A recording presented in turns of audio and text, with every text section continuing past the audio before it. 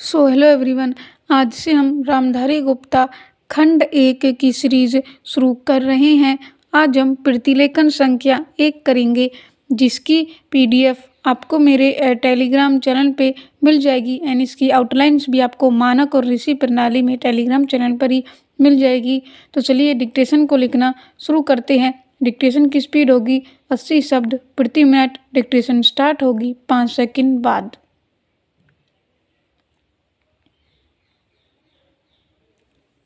Start. सभापति महोदय, मैं रक्षा मंत्रालय की मांगों का समर्थन करने के लिए खड़ा हुआ हूँ।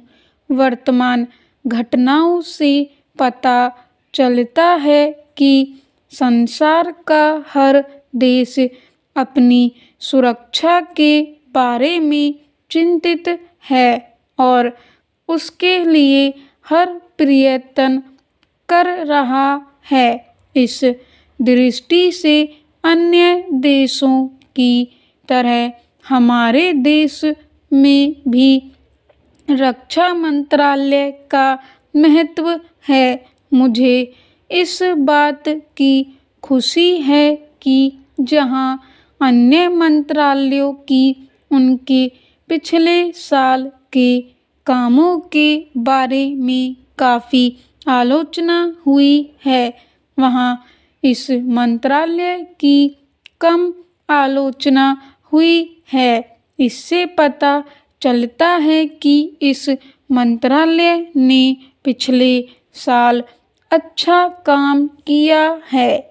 मोटे तौर पर किसी भी देश की सुरक्षा नीति का लक्ष्य यह होता है कि दूसरे देशों, खासतौर से पड़ोसी देशों के साथ मित्रता के संबंध स्थापित हो और हम एक दूसरे के मामलों में हस्तक्षेप न करें।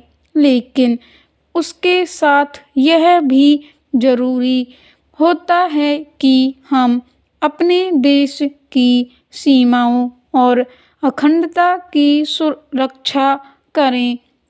इसलिए हमारे देश का यह कर्तव्य हो जाता है कि हम अपने पड़ोसियों के कार्यों पर पूरी नज़र रखें, क्योंकि आज तक हमारे देश पर जो संकट आए वे हमारे पड़ोसियों से आए हैं।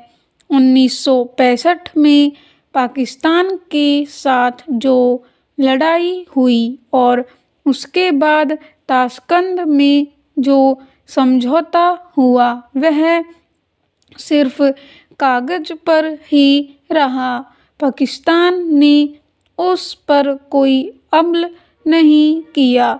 इस दृष्टि से बहुत जरूरी है कि हम अपने देश की सुरक्षा की हर तरह से व्यवस्था करें। हमारा उद्देश्य दूसरों पर आक्रमण करना नहीं है, लेकिन यदि हम पर कोई आक्रमण करे तो हम में इतनी शक्ति अवश्य होनी चाहिए कि हम उसका डटकर सामना कर सकें। Paragraph change. आप जानते हैं कि पिछले दिनों पाकिस्तान को अमेरिका और चीन से काफ़ी मदद मिली है। रक्षा मंत्रालय की रिपोर्ट में भी कहा गया है कि पिछले साल अमेरिका ने पाकिस्तान को 1500 करोड़ रुपए की फौजी सहायता दी है।